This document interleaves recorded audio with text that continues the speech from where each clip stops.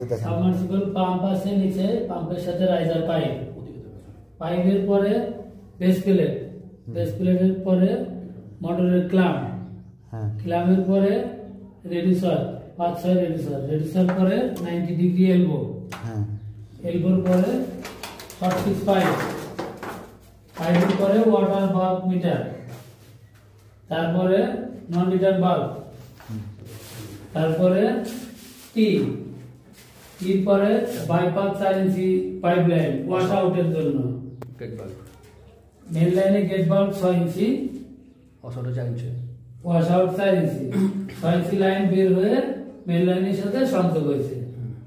Delivery electric, এটা হলো motor control panel board. এখান থেকে মোটর অন অফ করা হবে। মোটর যদি বৈদ্যুতিক কোনো ঝামেলা হয়, ওভার কারেন্ট, লো কারেন্ট, সে অটোমেটিক পাম্পকে অফ করে দিবে, অপারেটরের প্রয়োজন হবে না। এখানে অত্যাধুনিক ডিভাইস লাগানো আছে, ডিভাইসে সে অন অফ করে দিবে। ওকে।